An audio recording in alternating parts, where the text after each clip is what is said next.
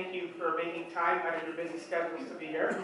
I'm also just quite amazed at your country. I've been traveling with my family, and we spent some time in Cusco and Machu Picchu, and it's such an amazing country that you have here. All we've met was people who are very warm and welcoming, so I really do appreciate that. And I get to travel quite a bit in my role. In the last 2 years, I've probably traveled to 70 cities around the world, and there are some amazing places, but there's few places that when you see the country and it takes your breath away, not a lot of places are like that. And I'm Canadian, and we have some pretty nice places as well, but there's something magical here, so you know, it's an amazing place, so I'm quite excited to be here. So a little bit about why are you here? In the last few years, as Inez said, you know, I've spent my career in the leadership area, largely because very, very early in my career, my very, very first full-time job was with a large public sector organization. And we did very, very important work. We helped some of the neediest people in our society, help them get their lives back on track. These are people who were desperate. They needed financial assistance, they needed help finding jobs, they needed help getting back to school, and our organization helped them. So I was really excited about doing that work. But what I noticed very quickly was the day-to-day environment of the organization. There was no inspiration. Even though the work was really important, you walked in and you saw all the co-workers come in every day, Monday to Friday, with their heads down. No excitement, no energy. And when you look to your manager or your supervisor for inspiration, they were the same, just going through the motions, Monday to Friday. And there I was, 24 years old, and I asked myself, is this it?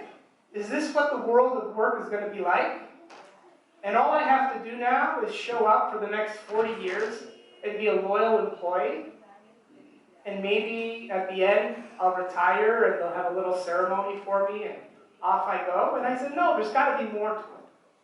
And I was very fortunate to then meet a senior leader, a senior manager in that organization named Zinta. And she saw something in me. And I realized, wow, that's something that really strong leaders do. They see something in a person that sometimes you don't even see in yourself. And she came to me one day. She wasn't even my manager. She was my manager's manager's manager.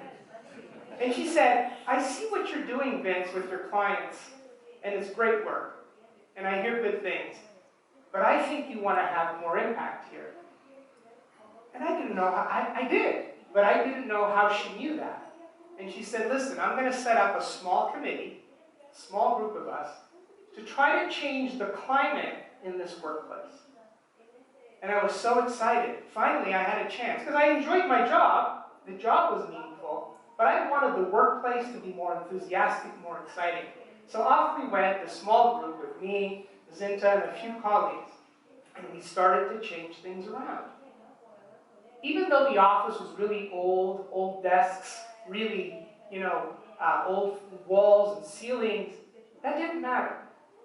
There was more positivity, more enthusiasm. And there I was, early in my career, realizing, wow, one leader can make a real difference to the workplace of an environment. We had one individual, his name was Wayne, and he was the head of the union. And he was always in a bad mood, right? Even Wayne started to get more positive. And I thought, wow, if we can connect with Wayne, we could do some amazing things here. And then disaster struck. Zinta was diagnosed with lung cancer and had to leave the organization to start her treatments. We were all devastated by that news. But what I noticed in her absence was ever so slowly, that organization, everything we started to put in place started to grow back the way it was. The energy, the enthusiasm almost disappeared. But then I started to notice something else. Our most senior managers, the ones who ran everything, came to our small committee that Zinta set up while she was away. And we thought they were going to come to congratulate us for all the great work we were doing. But they didn't do that. You know what they did? They said, we want you to stop doing that. You just focus on your job and you leave the organizational work to us. Now we were confused. As the months went by, I heard through my colleagues and my coworkers that Zinta was not doing well, and I felt I had to go visit her in her home, which I did. And as I approached, her front door, she was waiting for me, and I could see that the disease was winning. She was not looking well. And there we sat in her living room, and she started to ask me about what my experience was while she was away. And I didn't want the attention to be on me, but she began to ask, and I told her about my frustration, my confusion, how all of our work seemed to reverse almost immediately while she was gone. And then she opened up, and she started to talk about story after story of her experience as a senior leader in that organization with her peers and senior management. It was a toxic culture that she described. Infighting, right? Everybody fighting every day against one another. Politics, sabotaging each other, a high-stress, negative environment. And then she said, Vince, I've never smoked a cigarette in my life. I've always taken care of my health, and I have no history of lung cancer in my family. I'm convinced the disease I'm fighting today is a direct result of the stress I endured being in that toxic culture. Now, those words really hit me. And I said, wow, could that be the case? Could that have contributed to her health? Well, we know today, not back then, we know today the impact of stress on our health. In fact, a new book is out by Jeffrey Pfeffer, who's a professor at Stanford in California. And in his research on a new book that's out now, it's called Dying for a Paycheck. He says that workplace stress is the 5th leading cause of death in the United States. 2 weeks after I did that visit, she sent me a letter. This was a time when people still used to write letters to each other. And in that letter, she challenged me. First, I was surprised to get it. She didn't have to worry about me, but that's the kind of person she was. In her time of need, she reached out to me. And she said, so what are you going to do, Vince? She challenged me. And it's a letter that I've kept since I was 25, 26 years old. And I share the letter in my book, The Leadership Contract, because in that letter, I believe there's a message for all of us. We have to make a decision around what we need to do as leaders, but more importantly, not what we need to do for ourselves, but the kind of cultures and workplaces that we have to create for our employees. Because if you can create vibrant cultures, if leaders can really work together in a strong and positive way, I believe every employee will feel it, and I believe every customer will feel it. And I believe that's the opportunity.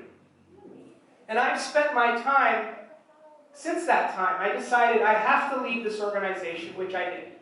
And there I was, 26 years old, and I decided to become an entrepreneur. I had nothing to offer the world. But I decided this is the work I have to do. I was lucky early in my career to work with a person who I thought was a great leader. Now, 2 weeks after I got that letter, Zinta passed away. And I knew that organization was never going to change. And that's why I decided that I had to leave. And so, fast forward to today. Fast forward to the last couple of years.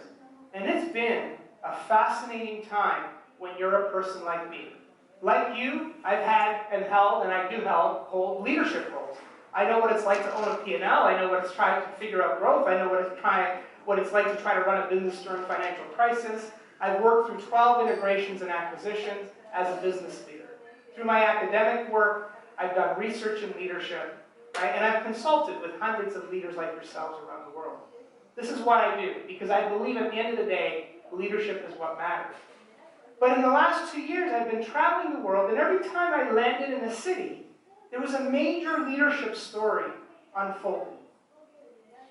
In March of 2016, I landed in Sao Paulo, Brazil for the first time. It was a Sunday morning, a beautiful Sunday morning. As I arrived, I'm in the taxi cab, driving to my hotel, and I text my colleague saying, just to let you know, I've arrived, I'll see you tonight for dinner. And she immediately texted me back, oh, your ride to the hotel is going to take a long time because of the protests. I said, protests? I didn't know what was happening. So I quickly Googled the protests. I talked to my taxi cab driver.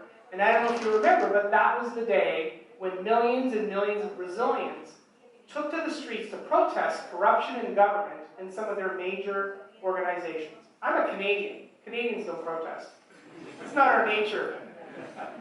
So for people to go to the street, not just a few people, millions of people to go to the street to protest, it kind of shows you what happens.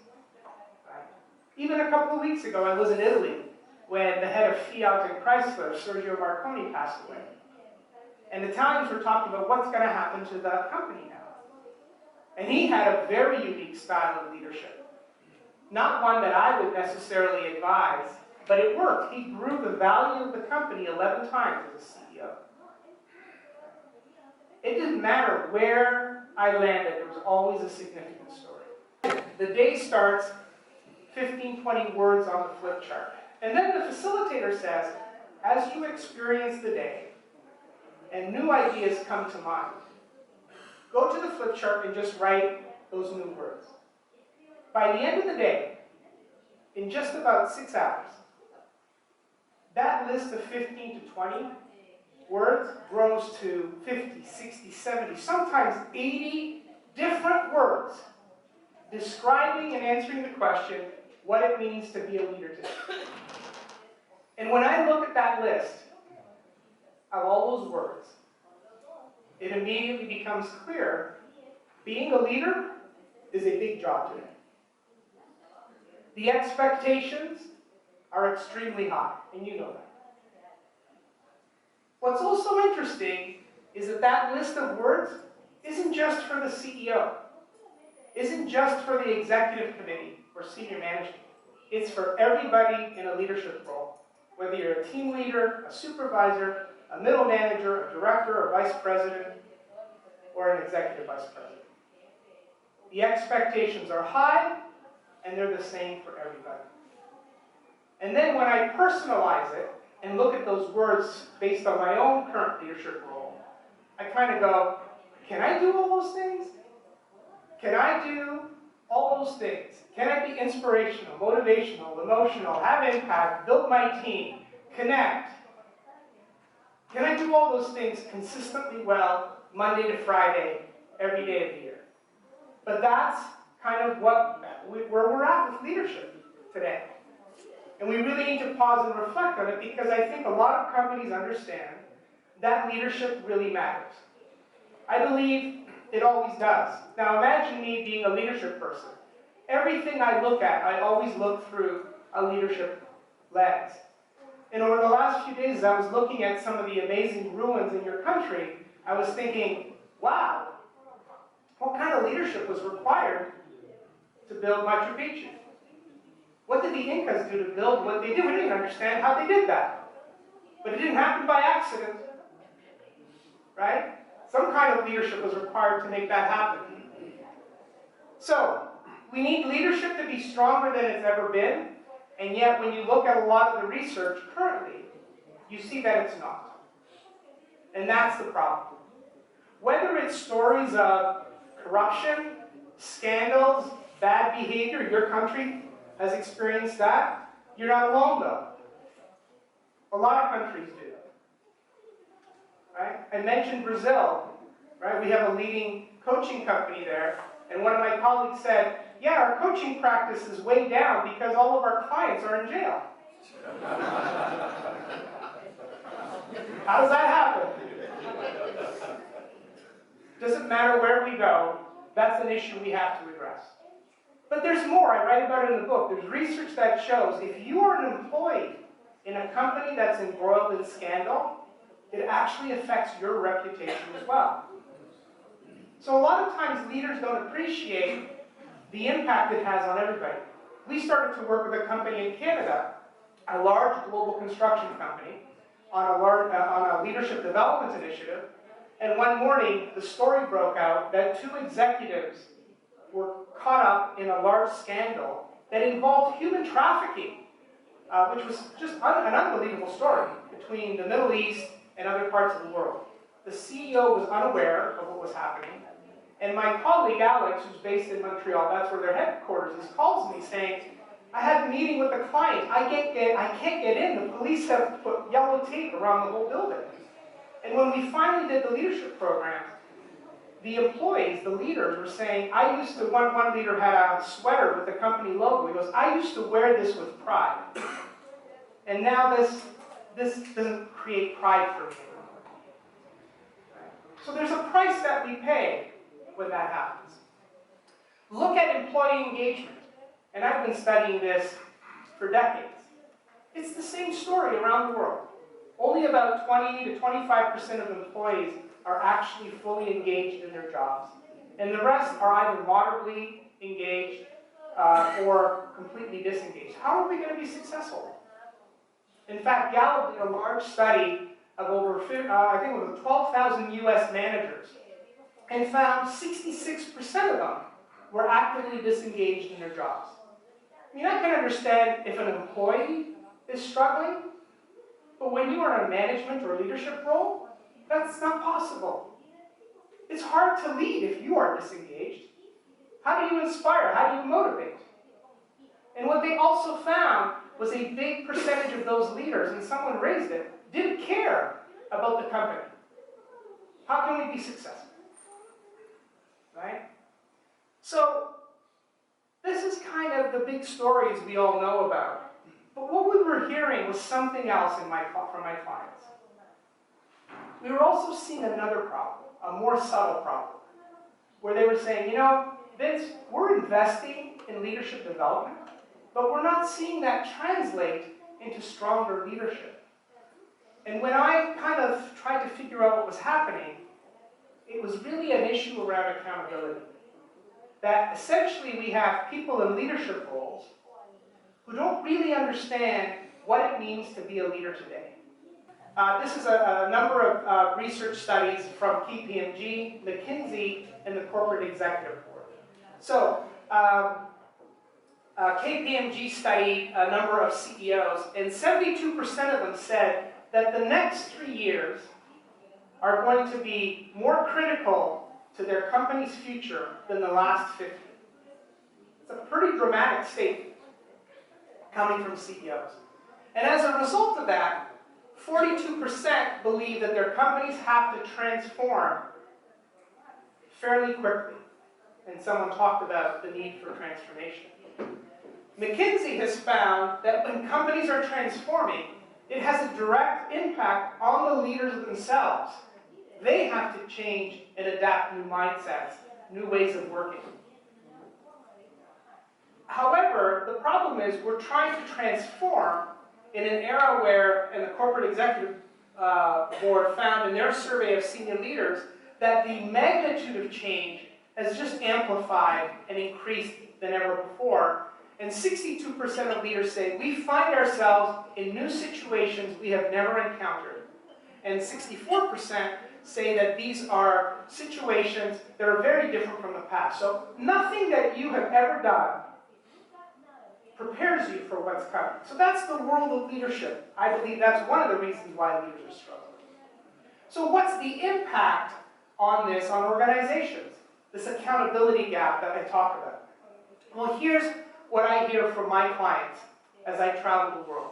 First, we see leaders who are not enthusiastic about the future of the organization. We're going to come back to that point later.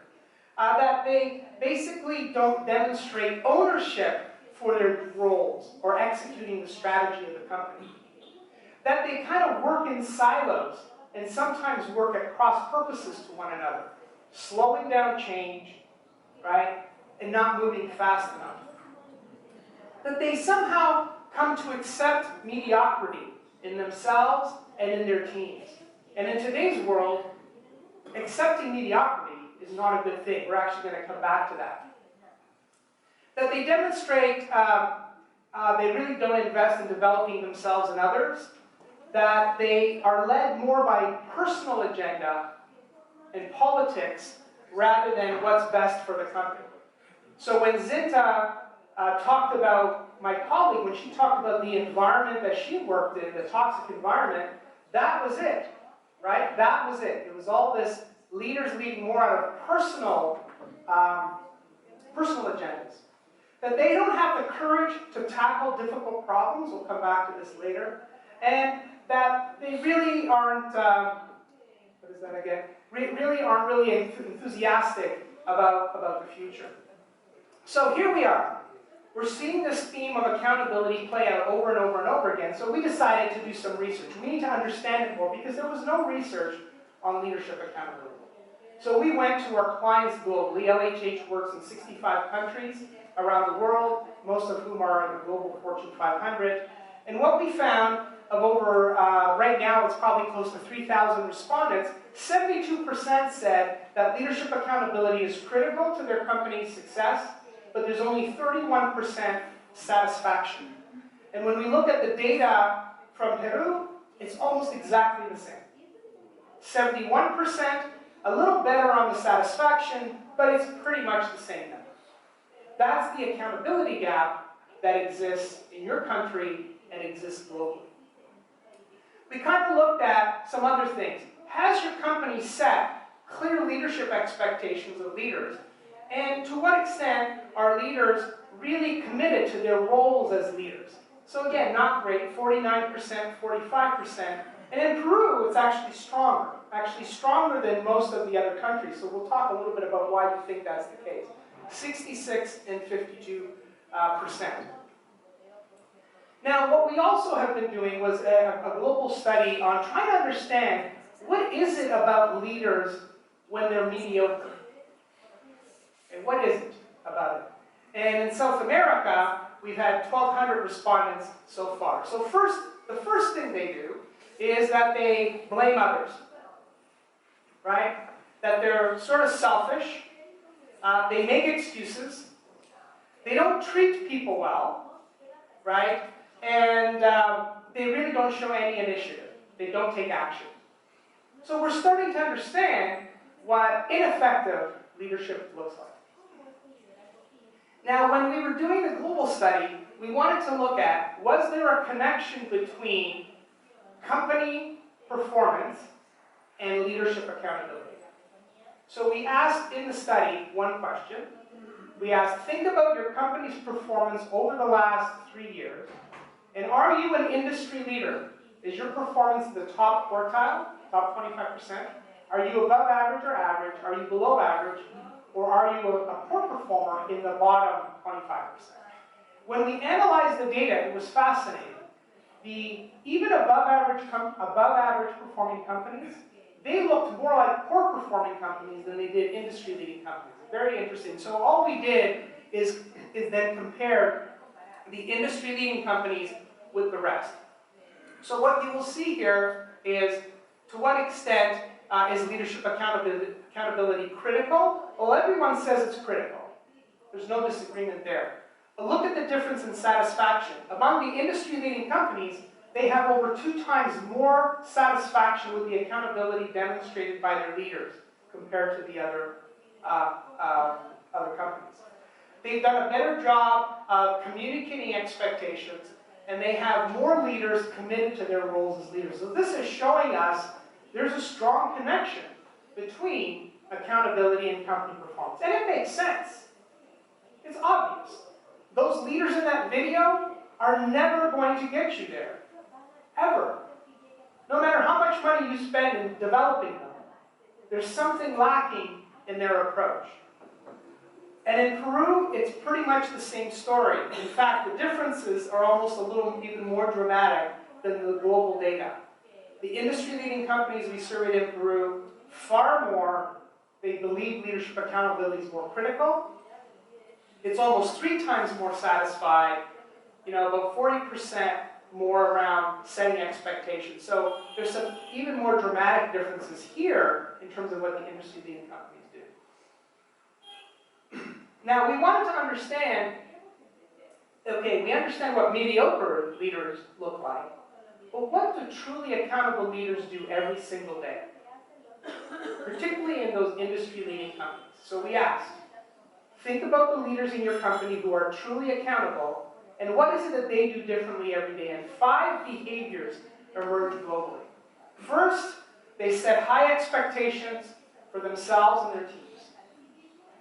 2, they have the courage to make difficult decisions and tackle tough issues. Again, I'll come back to that later. 3, they're very good at communicating the strategy throughout the organization, because that's really a fundamental aspect of accountability. If I, as an employee, am unclear about what's expected of me, what I do every day, and how it contributes to our success, it's easy for me to go, well, whatever. But if my leader sits me down and says, here's your job, here's what you're doing, here's where we're trying to go, and why I need you to be successful at delivering against these objectives, now we can have a conversation. It's obvious, but some studies have shown, when you ask employees, how many of you can tell me what the strategic priorities of your company are? Only 5% of employees can do that. So there's a problem. Leaders express optimism about the future and its company. Interesting. They're excited to be in the company, and they show that every day. Think back to the organization I worked with early in my career, when the leaders did not inspire, did not motivate, and the impact I know it had on me. And finally, this is very interesting. They demonstrate clarity about what's happening in the business environment. So while they focus on execution, they're always kind of looking up and seeing what's coming next. What should I anticipate?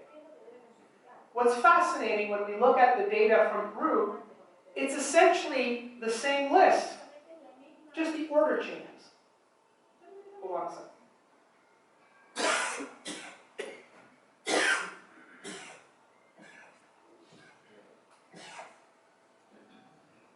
Sorry about that. So, same list, pretty much. So here's what I want you to do. I want you to go back to your partner and spend a couple of minutes reflecting on what you've heard so far. What do you take away from this conversation? What jumps out at you? What do you disagree with? That's okay too. It's always good to have a... Okay, so you came here on a Monday morning to have some ideas, to have some of your own optimism. And all I've done to this point in time is depress you with how bad things are. And, you know, it's not about being negative or pessimistic. I'm ultimately a realist. But the research and the data really speaks for itself. And the work we're doing, you know, here and elsewhere is we're bringing this issue to our clients to say, this is something you have to be paying attention to because there's something still missing. Companies are investing $65 to $70 billion globally, that's the estimate, on leadership development. And if you look around the world, yes, there's some phenomenal companies out there, here as well. But those are the few. And my goal is just, I want to help as many organizations as possible be successful because we need companies to be successful because of the impact they have on our economies in creating meaningful work for people, right? Creating livelihood for all the companies that are part of the supply chain. We need companies to be successful. Every time I see a company that fails, I always get upset and frustrated. Particularly, you know, why did that happen? And ultimately, the story comes down to they missed something in the environment, they couldn't change quickly enough, but it's all about leadership at the end of the day. So the way forward, I believe, is that we need to start changing kind of our mindset when it comes to leadership. And I thought a lot about what's the solution, and to me, it came down to this idea of a contract, a leadership contract. So here's kind of my rationale. I believe it's human nature for us to hold anyone we see as a leader to a higher standard of behavior. Whether that person is the president of a country, or in our case, my case, the prime minister of a country, whether that person is a CEO, whether that person is the mayor of a city, you're going through municipal elections now, whether that person is a teacher, the coach of a team, it does not matter what the leadership role is. We think leader as humans, we expect more, and we should. That leaders people who are in leadership roles need to hold themselves to a higher standard of behavior. And when they let us down, when they fail, we get disappointed. And what also happens? When they also fail in a big way, corruption, scandal, bribery, the next immediate thing that humans do is we want to hold them accountable for their actions. So the connection between leadership and accountability are very much connected. There's a quote here by an American, John Gardner. He wrote a book a number of years ago on leadership, and he said that accountability is as important to the concept of leadership, and that those who are granted power must be held accountable. And so to me, this implies a contract. That when you take on a leadership role at any level, you have actually signed up for something really, really important. But I don't believe we do a good enough job helping people understand this idea of a contract. And in a day where the world is more demanding, the expectations are greater, and the pressure is greater, we need to help people who aspire to leadership roles, and even people in leadership roles today, to say, this is what it means to be a leader. I don't know if you're keeping track of Tesla and what Elon Musk has been going through in the last few weeks. Interesting article in the New York Times where you're starting to see the pressure that he's under, and he's starting to crack. And he's painting this sympathetic picture of himself. And I said, not good enough, buddy. You're the CEO of a major corporation. Get your act together. You need to lead at a higher level. No excuses. Because that's the job. It's a hard one, but that's the job. But here's what I think has happened. Instead of us thinking about a contract that you read and you sign, I think a lot of us have taken leadership roles a little more casually. Because a lot of times, when I ask people, I'm always curious, how did you get into a leadership role? How did you become a manager? It's surprising how many times people say, well, if I'm going to be honest, it was by accident.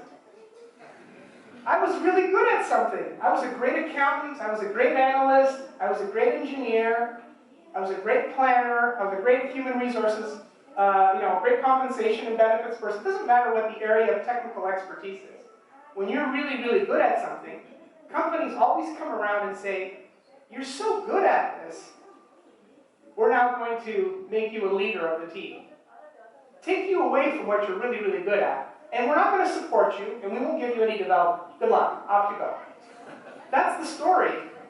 And Gallup has done global research. It's found two reasons how people get into leadership roles. Technical expertise is one, strong technical expertise. Or two, tenure. You've been around longer than everyone else. Neither of which prepare you for the demands and expectations. Again, I'm not being critical of the people. I'm just saying, we have to understand that this has happened. But here's what I think has happened. I think it's more like an online contract. You know, when you're online conducting any transaction nowadays, and at some point this window pops up. Now, I don't know about you, but when I'm multitasking and trying to get a lot done and the window pops up, Vince immediately scrolls down to the bottom, and I click agree. I didn't read anything. I know I'm bound to something. I'm not quite sure what it is. My fear, though, in the back of my mind is one day Amazon or Apple are going to come to my door and take away my 3 kids. It won't be a good day in our household. Liz, my wife, will say, didn't you read the terms and conditions? I go, sorry, I did. Now, studies show 93% of us never read the terms and conditions of online contracts. 93%. I want to meet the 7% who claim they do. I think they're lying. So, we have to understand that there is a leadership contract, and it comes with 4 terms and conditions. And in fact, we're really launching the Spanish translation of the leadership contract today, and I want to thank my colleagues Inez and Jimena and others in South America for making that happen. And we have to understand there are 4 terms and conditions. The first is that leadership is a decision. What is this about? This is about understanding that once you are in that leadership role, even though you may have gotten in that role because of your strong technical expertise, you have to now start thinking of yourself as the leader first. I was doing a program a number of years ago, a leadership development program.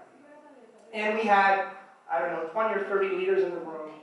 And one of the participants said, Vince, can you just tell me, what is leadership? Just get right down to the most basic point. And I was thinking about this idea, and I said, I think it's a decision that we have to make in how we think of ourselves and define ourselves. And as I said that, one of the participants, in an angry tone, just said, I never got to make that decision. Now, if one of you reacted like that right now, we'd all be curious, what's going on with that person? So I asked him, okay, tell me, what's your reaction? His name was Earl, and he was an engineer by training, and he loved to be an engineer. Guess what? Early in his career, he got a promotion into a team lead role. And then he said he advanced in the company to the point where he was VP of Engineering Services for his construction company. And he said, at no point did I really pause and think about the decision I was making. In fact, even today, this is the great line. Even today, I think of myself as an engineer first, and leadership is my part-time job. And when he said that, the entire room went quiet. And when you do the kind of work that we do on LHH and facilitating sessions with leaders, when that happens in the room, what he just said, everyone else has thought of or experienced. And that's what we have to understand. I'm not critical of him, but that's the reality. We have a lot of people in leadership roles who think that the leadership role is a part-time job. We have to help them understand, once you are in a leadership role, it's your main job. It's your full-time job. It doesn't take away from your technical expertise at all. No. I have technical expertise. You have technical, we all have some kind of expertise.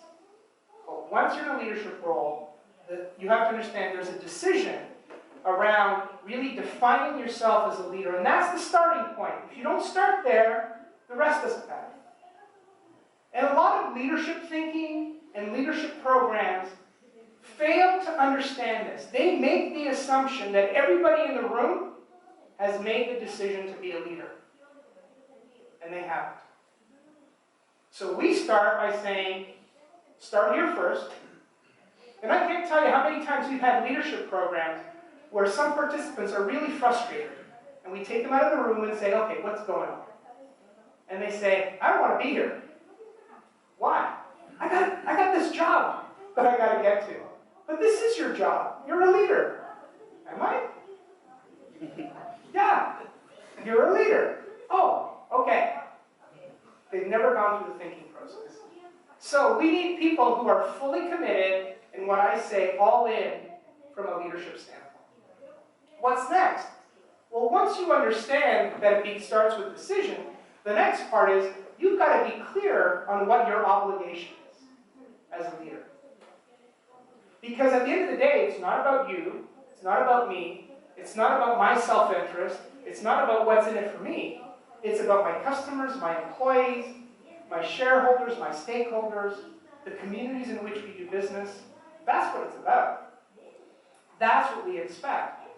Why do we get so angry when leaders are embroiled in corruption and scandal? Because we say, you have broken the contract.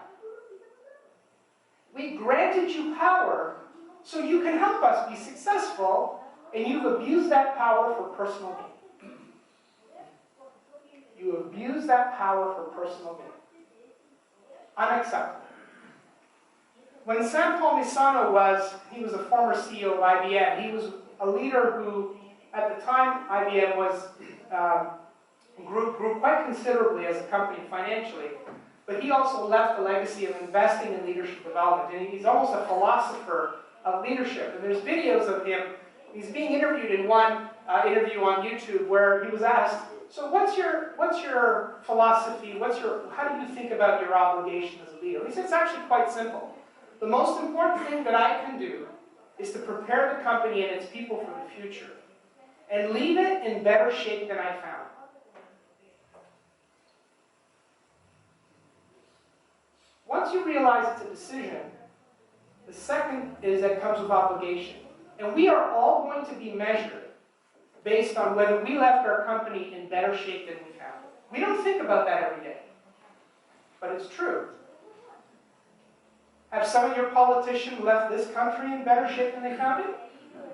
No. And again, it's not just here. It's absolutely everywhere. We can see how they've done well. I don't understand how they left the country in better shape.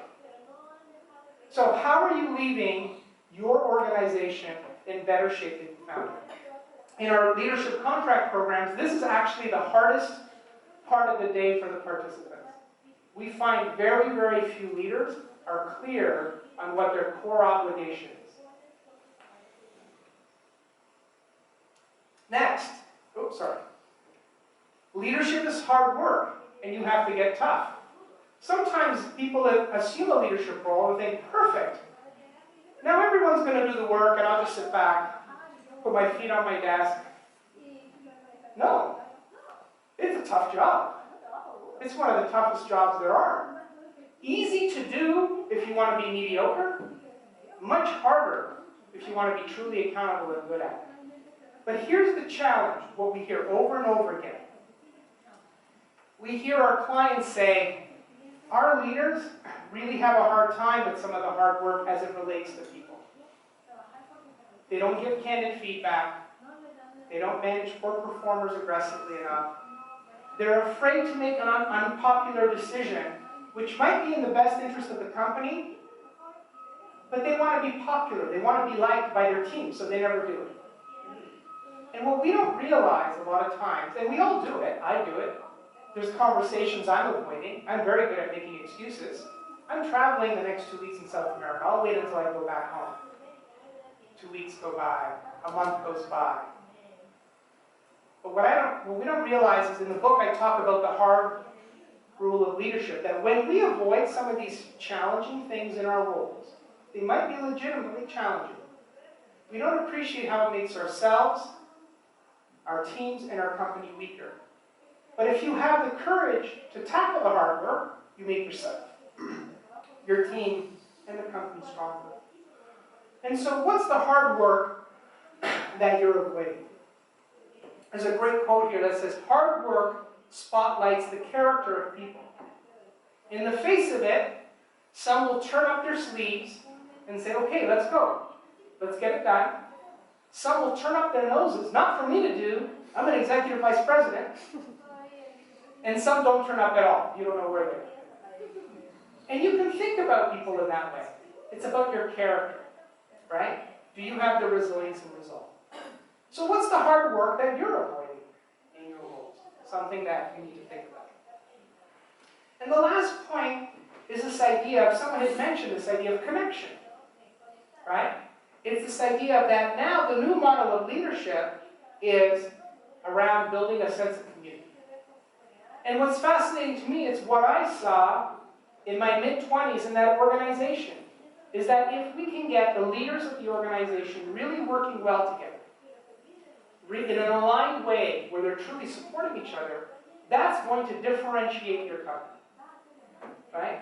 There's some interesting research that Towers Watson has done that has found among surveying employees that when employees see senior management and the rest of the leaders working well together, they just look up at you and they can tell whether you're working well or not. When they see you working well together, their engagement goes up to 72%, their sense of engagement.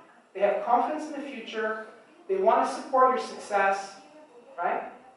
But when they see senior management and other managers not working well together, their personal sense of engagement drops down to 8%. Now imagine trying to transform a company when engagement's at 8% versus 72%. Huge difference, right? So, now what this means is as leaders, we have to really start paying attention to this idea of leadership culture. Because if you are not, as you know, if you're not deliberate at defining the type of culture you need, as humans, we create culture. But you may end up with one that may not be what serves you well. So here's one culture. I call this the culture of zombies. This is what I joined early in my career. Everyone showed up Monday to Friday, just going through the motions. No energy, no passion, no vitality. And if you're a person in a leadership role that wants to be successful, you have to be very afraid, like she is. And you have to try to escape that culture. Because we've all seen the zombie movies and the zombie shows. There's a fundamental rule of zombies. Once you are bitten, you will become a zombie. There is no antidote. I read something recently, a person was writing to young people as they were entering the workforce. And his advice was, go in, look at people, look at your coworkers, right? And understand one rule. That you will become them in 3 years. They will not become you. Right? So we have to guard against this. Sometimes the culture of an organization is based on the charisma of one dominant leader. Sometimes the founder of a company or a very charismatic CEO. And if that person's a good person, it could be an amazing place to be. If that person is a tyrant, a dictator, or a bully, it's a different story. In either case, the challenge is, in my experience, is too much leadership on one person. It's an old model. And in today's world, it's too complex. I mean, the world is too complex. We're not going to have all the answers. It can work for a period of time. But as a company becomes more complex, it needs to be more sophisticated, and it needs more leadership at the helm. And then we see this culture. I call this sort of the racetrack, the stable of thoroughbreds. Imagine sales, marketing, R&D, operations, manufacturing, corporate, legal, HR, all in their own little stalls, racing to a finish line, the horses with the blinders on. But they don't realize they end up competing against one another. I've worked with companies in a room like this with 100 or 100 top 200 leaders, and sometimes you can feel that the competition inside the room is greater than what they face in the marketplace. And sometimes, I remember one meeting in particular where they started fighting with one another, and I had to stand on top of the table and yell at them and say, ladies and gentlemen, I need to remind you, the competition is out there, it's not in here. They had completely lost perspective.